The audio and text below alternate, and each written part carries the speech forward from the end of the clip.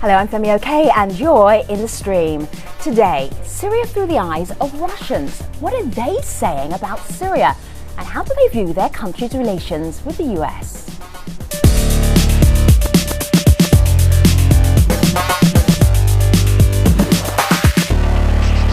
Our digital producer Malika Bilal is here looking out for your live feedback. I am calling today Tweet a Russian. I like that. But not anything. They have to tweet a Russian about their perspective on Syria, because we have a great lineup of Russian guests. We do.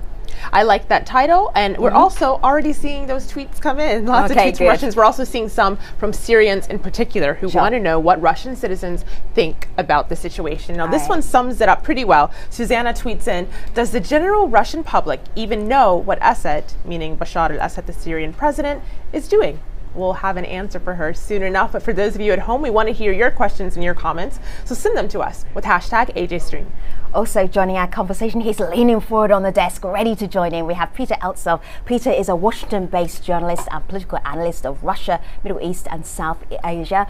Peter, it's great to have you in the stream. Thank you so much. Are you prepared for Tweet a Russian? Yes, I am. Okay, all right. We're looking forward to hearing more from you in just a moment. Sure. Okay, so some of you streamers already know this, but for those of you who don't, our program depends on you joining in, and we love hearing the stories happening in your community. So if there's a topic that you'd like us to cover, it's really easy to do that. All you do is go to our About page, and that's at stream.aljazeera.com/about, and that's where I am right now. And then you will find my Twitter handles, Malika's, and all of our producers. You can send us your idea, you can tweet it to us, and it could turn into a future show. It's that easy. I am Yusuf Al-Khoui, and I'm a director for Center for Academic Shia Studies, and I'm in the stream. From the start of the war in Syria, the United States and Russia stood on opposite sides, the US backing the Syrian opposition and Russia standing by the government. The latest disagreement came over chemical weapons. After weeks of back and forth on who used them, Russia proposed to secure the handover of Syria's chemical weapons. Syria quickly accepted, followed by the White House welcoming the plan as a chance for diplomacy. And then, in a New York Times op-ed by President Vladimir Putin directed at the American people, the Russian leader stressed a new opportunity to avoid military action. As he put it, this opportunity would improve the atmosphere in international affairs and strengthen mutual trust between the two nations. In response, hashtag Putin for Peace trended, with thousands of mentions, and some used it to praise Putin's efforts while others sarcastically disagreed.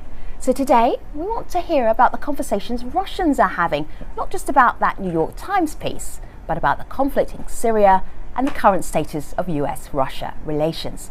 To help us do that, we're also joined by Roman Dobrokhovtov. He's an activist and blogger in Moscow. He's also the founder of a youth movement called WE, which aims to defend civil rights and political reforms in Russia. Viktor Livanov is a blogger and political consultant in Moscow, and Timothy Vasilyev is a blogger in St. Petersburg. Gentlemen, welcome to all of you. Looking forward to you giving me Russian lessons any moment now. Timothy, starting with you, first of all. Yeah, hi. If we're going to tap into your brain about what Russians are talking about when it comes to Syria, do Russians care deeply about the news in Syria? Not much, actually, because of Syria is very far away from our country, but still they've heard some stuff about Syria and some news. And the latest thing that I think most of our people heard, that Putin just had saved the lives of some civilians in Syria and proposed an alternative solution for solving this conflict. That's all. So Timothy, when you say not much, when was the last time you talked about Syria other than today? Actually, I was talking about Syria the previous day before today, and that's maybe because I'm kind of in politics, in some news discussion and so on. But usually people don't talk much about international news and international politics. Peter? Yeah, I think actually the majority of Russians don't care at all. And I think even if they do talk about Syria, it's more of an internal issue about the future of Russia for better or worse, and probably subconsciously, they clearly, in my view, don't care that much. It's way more about the prestige of the Russian Federation and President Putin in the international arena rather than about Syria. So that's what they care about. Well, Timothy, it's interesting you said that they don't care at all. Thomas on Facebook agrees. He says, I don't think the average Russian citizen is concerned with what's going on in Syria. Russia is an imperfect democracy where people's organization isn't fully developed. That's what he says. I want to know if we'll get some pushback on that. But we also have a tweet here from Michael who says, I don't condone it, but most Russians are more concentrated on their hard living than their government's foreign policy. So, Roman, is that why you have some of your compatriots saying that Russians don't care that much about Syria? Well, on the one hand, I think in all countries people don't care a lot about some events in faraway countries. So we can say, I think, the same about Americans or, I don't know, Europeans. But we have some difference, I think, in Russia because official media is controlled by the government. That's why our people get picture through the field Kremlin. That's why Kremlin can put some emphasizes what is important and what is not. And now Kremlin is trying to make a question of Syria important because they think of the latest Putin proposal as a huge diplomatic victory, and that's why they try to explain what's happening there and what is the Russian role, because it seems that Russia has a real big role in this conflict, and maybe nowadays maybe it is so right now. So that's why that is a good time for Kremlin to really to explain Russians where Syria is on the map and what is happening there. Okay, Peter, you're muttering. Just share with us your thoughts. Yeah, well, 2 points. 2 points. The first point, the people who care about Syria, as I'm saying, they care primarily about Russia, because there is this paranoia, and particularly paranoia spread by the Russian government, that it's not the issue about the Syria. If Syria goes, the next is Iran, and the final target is Moscow. That's what some of the elites and political analysts in Russia are thinking, that somehow the U.S., the final target of the U.S. foreign policy is Moscow. So they're presenting that it's not about Syria. In the end, it's about Iran and Russia. And this is a very important point, because like otherwise they wouldn't even care, I think. Victor. I think most of our people care in the amount that TV gives it, and some news sets and some new programs, of course, speak about Syria, and not all of our people just care, but a lot of people at least know about Syria conflict and about the latest news from Syria, and what to the paranoia of somebody intervening or attacking Russia. I don't think it's possible, and moreover, I've not ever seen at least even one person who really believes that somebody can in some near future have some plans attacking Russia, taking a part of its territory or interacting. I think it looks like crazy. It's not the plan to attack Russia, but it's like directly, but it's the paranoia which is spread, I think, in some of the Russian media, that there is a plan of a regime change in Russia by whatever means. And the regime change meaning by creating a political situation through like riots, opposition, through instability. There is also a fear that jihadis will infiltrate Russia. So this is what I'm talking about. Clearly, like no one hopefully normally thinks that there is a plan on the part of the Americans to invade Russia militarily. Sure. Victor, what's your take? Yeah. I just want to say that you forgot. We in Russia have some internal.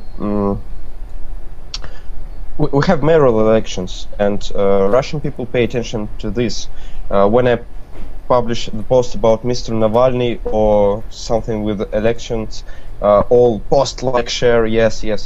When I publish the post about Syria war, nobody cares, because Russians pay attention to mayoral elections, maybe. Of course, some domestic business makes more sound and make people pay more attention to it. It's normal.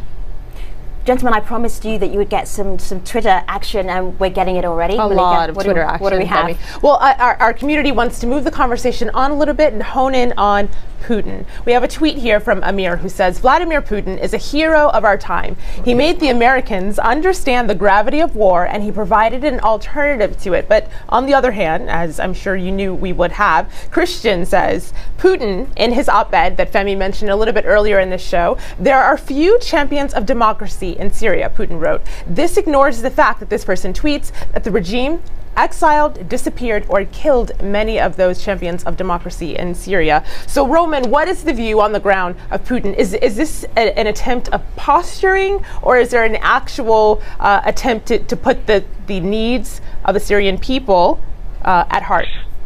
Well, maybe if we divide this question in two parts, and if we ask what about using weapons of mass destruction, chemical weapons, in this case, maybe Putin's role is, of course, very positive, because he suggested a diplomatic decision, and it worked. So I don't think actually it was Putin's idea. It's I think idea of our foreign ministry. Minister of Foreign Affairs, which is very experienced, and I think that idea worked. But then we ask, okay, but what after that? So we let both sides kill each other with conventional weapons, because we understand that giving up chemical weapons is not the end of the war. So we have two difficult questions about how we can stop the civil war, how the international community can influence on this, and the second question, and who will be the next, who will be in power after Assad, or with Assad, or maybe it will be Assad alone. So how can we construct the institutional system there? And both questions are still open, and Putin didn't give any idea of how to solve it. And let me, just as we're talking about President Putin, I just want to play a little clip as he was talking to RT, that's Russia Today, that is a state-backed broadcaster in Russia, and also it's broadcast internationally. And the interviewer at RT asked President Putin, are you just backing a dictatorial government who are actually killing their own people? So, tough question. Have a listen to the answer. We're not defending the current Syrian government. We're defending other things entirely. We're defending the principles and norms of international law. We're defending the current world order. We're defending the rule that even a possibility of using force must be discussed within the framework of existing world order and international law. This is what we're defending. This is the absolute value. When decisions concerning the use of force are made outside the UN and the Security Council, it raises a concern that such illegal actions could be taken against any country under any pretext. You've just said that Mr. Kerry...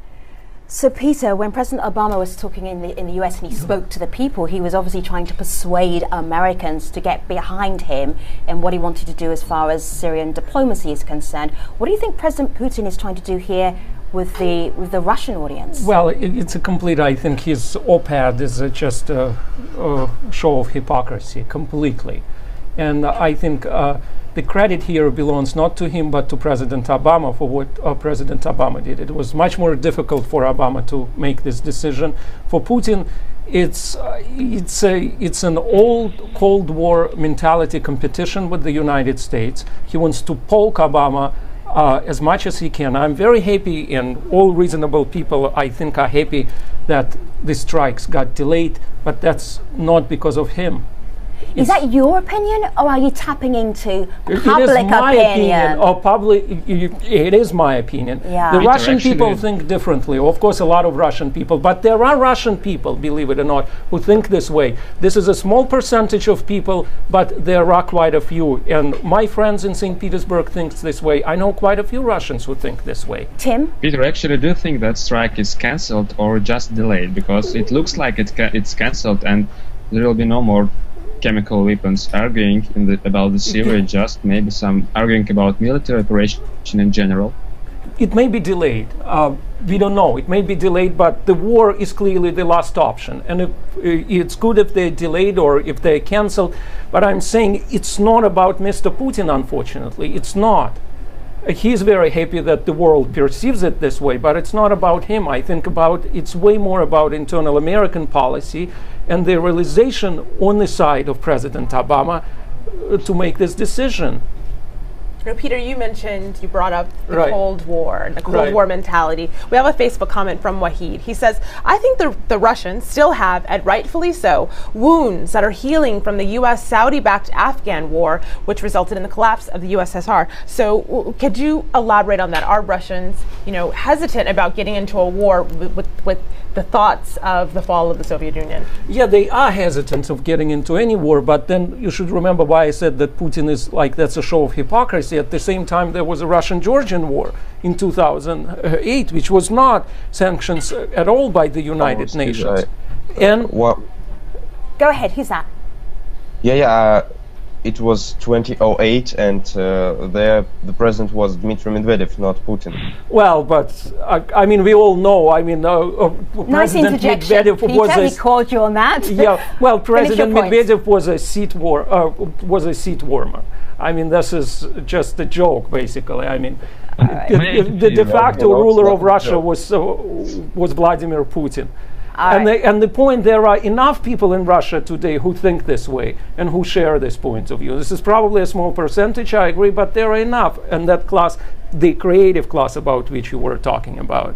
So, Roman, I'm really curious about the media that you're seeing in Russia and the punditry that you're hearing in Russia. Can you explain the media landscape as far as the Syria story is concerned?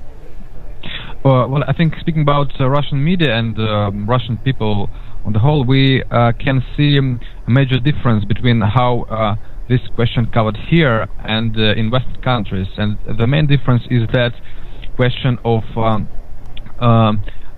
civil rights and human rights of people in Syria is not what is discussed here. So it's not what is the main value for Russians, unfortunately. So when it's the stability, political stability. After using chemical weapons, it was extremely important in West media, because that was the proof that something got over the red line, whether it was opposition or the government. So this is not just a commercial war; it's something that violates rights of thousands of people. While in Russia, both by media, by politicians, officials, this conflict usually is seen within the framework of geopolitical game, right, okay. And almost nobody thinks about rights of common people there. Not children dying, not 6 million Syrians being displaced, Absolutely. Not sarin gas, who may or may not have used it. So it's literally about politics and where Russia stands in international politics. That's what you're getting from your media. I'm guessing that's a yes. Well, the media also, I think the Russian media very much presents the side that it's not the Bashar Assad who is a villain, but it's the opposition who are way worse. The media clearly in Russia, the mainstream media is saying that it's the opposition who is creating all the troubles. These are the bad guys. These are the guys who use the chemical weapons. These are the guys who kill the children. And if they come to power, they will be way worse than Bashar Assad. That's the whole point. I've once visited Facebook page of so-called rebels of Syria with a lot of videos from these rebels where they were killing Syrian army soldiers and so on. But once I found a video there where there were some beard guys called Mojaheds. They are terrorists actually, and they were speaking Russian, and they were talking like we are from Russia, we've done jihad in Russia, and we are here in Syria to do the jihad. Actually, these were these rebels, and I know how what they were doing here in Russia. They were killing our people in Chechnya in 90s, in both two Chechen wars. They were doing it for money, and now they're on the Syrian rebels channel saying they're just doing jihad. How can I just tolerate their stuff they're doing?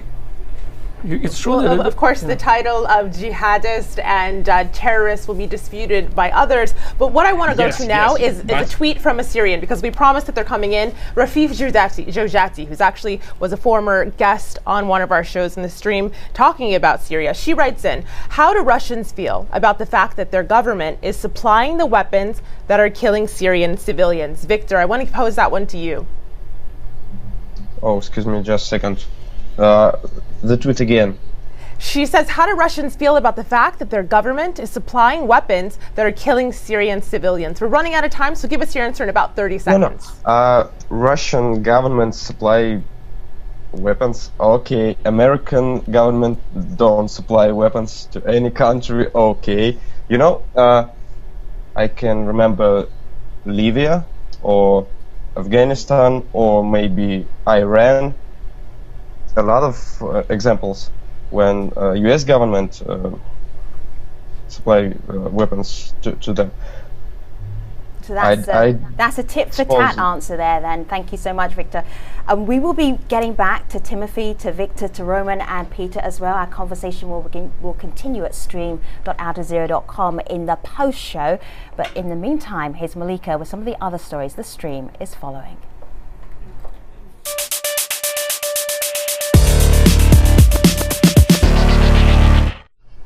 The evidence is in. Scientists in Canada are frustrated at what they say is a government attempt to cut scientific research. Demonstrators spread out across 17 cities Monday to protest funding cuts to scientific institutions. Showing images of muzzled faces, protesters also demanded a probe into reports that government scientists are no longer able to communicate research to the public. Well, dressed in white lab coats, demonstrators chanted, "What do we want? Evidence-based decision-making."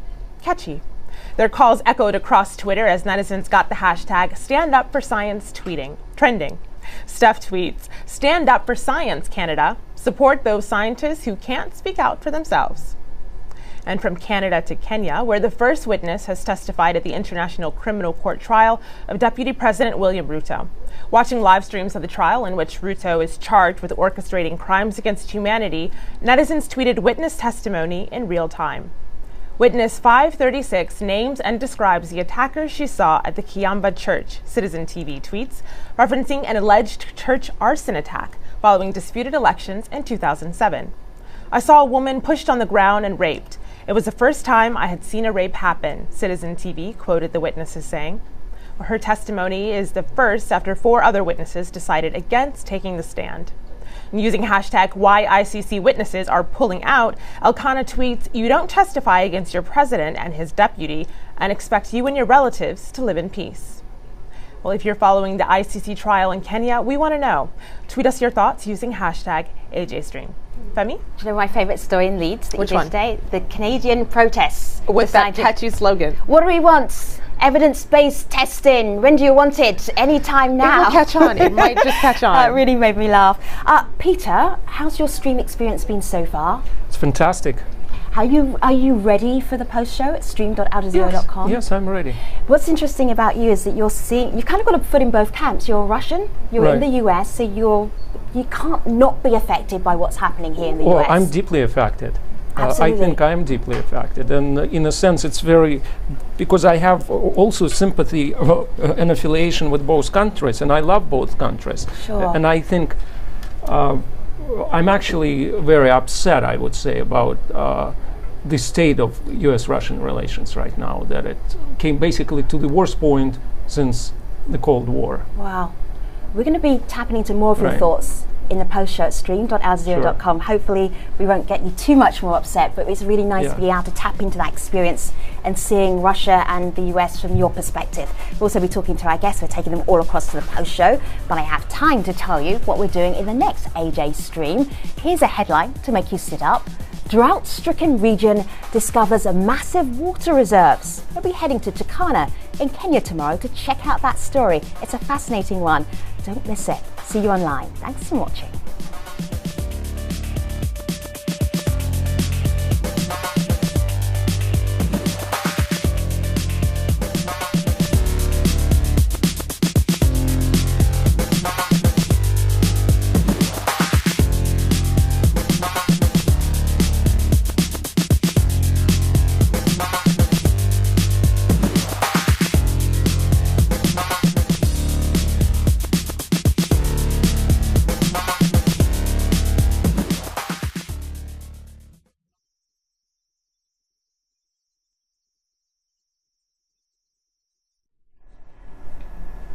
Hello again, this is the Stream's online post show. We've been trying to get a sense of Russian public opinion on the ongoing war in Syria and the current US-Russia relations. And the guests who've been helping us do that are Peter Eltsov, he's a political analyst of Russia, Middle East and South Asia. Roman Dobrokov is an activist and blogger in Moscow.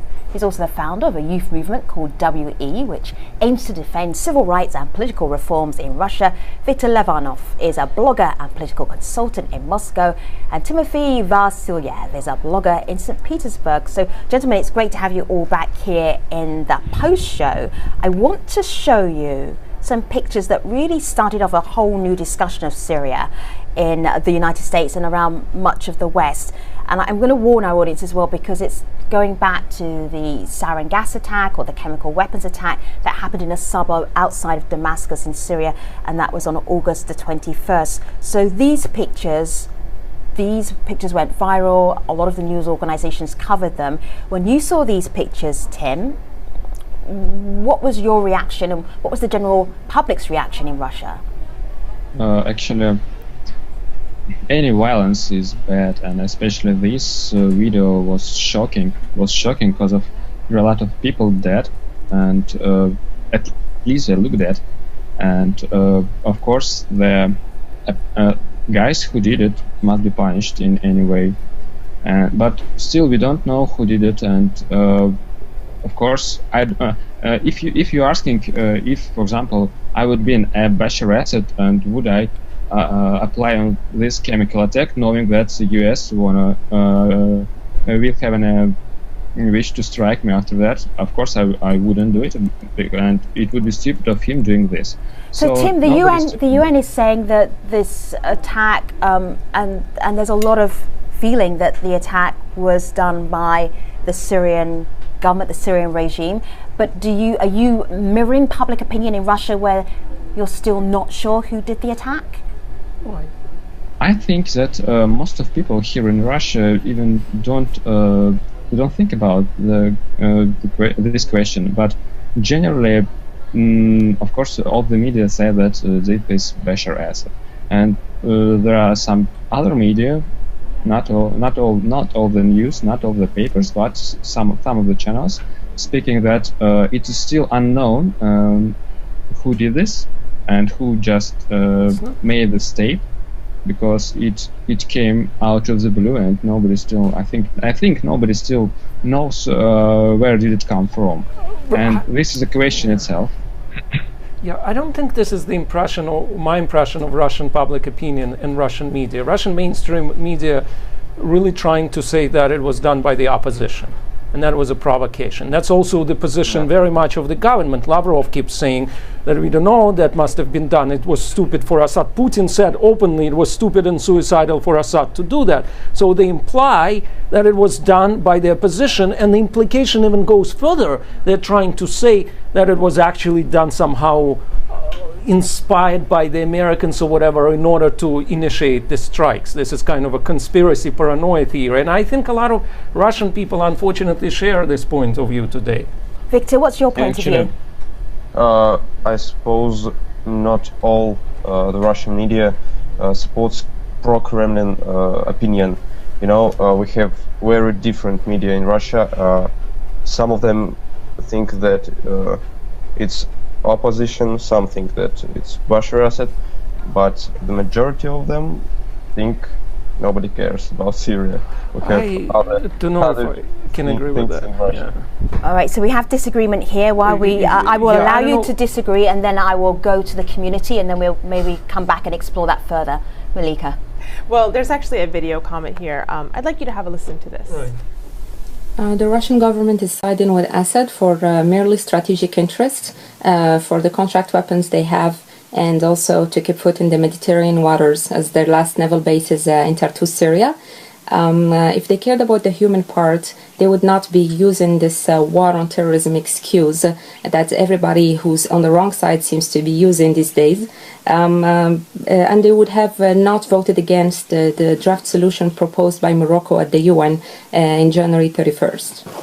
So Peter, she asks about diplomatic solutions, but before you answer that, we got a Facebook comment from Wahid who says, I think Russia regrets the Gaddafi event in Libya and perhaps has learned that if Russia wants to survive, it must show its authority and tell the US and NATO, here's the line which you cannot cross. So Syria is that line. In fact, you're very right that you brought up Libya, because Putin, like if you remember, he was all like so upset and so mad about what happened to Gaddafi. And I actually wrote a piece about it, that I think that on the subconsciousness level, he's afraid that something like that may happen to him. And that's why he's so like basically supportive. It's completely not about human rights, and he's scared about the war and about the people. He wants to support Assad because he's very annoyed by what the West is doing. He doesn't share any more liberal values. It's completely not about any human rights. And I very much agree with that, actually, with that comment and with that video. Video comment. Victor? Yep. I hear and I can tell that you're not absolutely on the same page as Peter. Why not? That's ridiculous, because I don't think that Russian people can shoot Putin on his head, or what was with Gaddafi's part of his body. I suppose we have in Russia very in Russia it speaks молчаливое большинство, silent majority, something like this.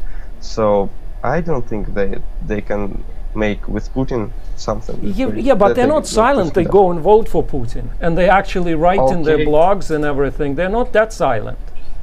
Blood killing is a media killing, but not a serious killing of a leader. Okay, of how much of Russian citizens just go blogging, go protesting, or go even writing something pro-Kremlin or some opposition to Kremlin?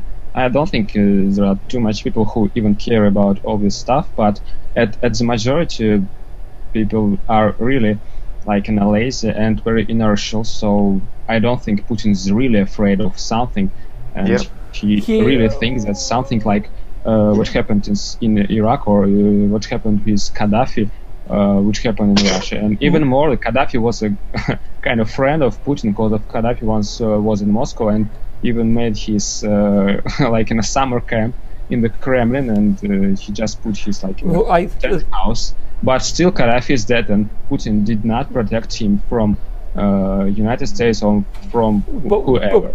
But he clearly wishes he could have protected him. And I mean, he was so excited in a bad sense. He was so upset and angry when it happened. I mean, no one could predict what would have happened with Mubarak and what happened with Mubarak after so many years of being in charge of Egypt. I mean, Russia is also a very unpredictable country. No one knows what's going to happen in 10 years or 15 years. And it seems like Putin is planning to stay in power forever, or at least for another 11, 12 years. So I think the analogy between him thinking about his own fate when he looks at all of the states and the fates of the dictators is very clear today. Roman, go ahead. The pictures of people killed in this terroristic attack, or maybe governmental attack, we don't know, they were not shown in Russian media at all. So we didn't discuss the problem of people killed, and we only think about the political consequences. And now it's every day easier and easier for Putin to switch this discussion from the problems of civil rights to the problem of geopolitics, because the conflict has changed. Because we remember that 2 years ago it was the conflict between almost democratic opposition against military authoritarian dictatorship, and now there is a real civil war where everybody is against everybody, and there are lots of different religious and national minorities who are waging this war, thinking that if they give up, there will be massacre against them, and that is really possible. So this changing of the conflict, that's a place for Putin, because he tells us, look, who the US is supporting. They're supporting extremists, they are supporting these Muslim rebels, and that's why they try to show here this picture of these people with birds and guns, and not showing the pictures of thousands of dead people after the chemical weapons attack. Gentlemen, I've been listening to you for the last 40 minutes, and my takeaway from your conversation is obviously not everyone's going to be on the same page about this, but I love the fact that you're sharing your opinions. But the sense I'm getting is that Russians are kind of apathetic about what's happening in Syria. Their concerns about Syria is more to do with Russian power and positioning than actually a humanitarian crisis. That is a huge breakthrough, watching this discussion happening from a completely different part of the world. Is there any other last piece of information that can give me clarity as to how Russians are thinking that the rest of the world might be surprised about when we're looking at Syria? And I'm literally going to ask you for one line, one sentence, one thought, just to take us out on, because that means that I've got 4 more bits of amazing information that to wrap up the conversation. Peter, what is it that we don't understand about the way Russia is seeing Syria? Well, I think it's all, again, I would repeat that that's all about geopolitics and the place of Russia in the world. Okay. And the Russian people, a lot of Russian people are happy that now their country is more considered. As you brought up, it's more about nostalgia of the role of the Soviet Union. It's not about Syria. Okay. Roman. I think the very important thing is when you try to understand political views of Russian people, is understanding that the vast majority of Russians share conspiracy theories. They may be pro-governmental or anti-governmental. They can be very different, but they're usually very difficult, complicated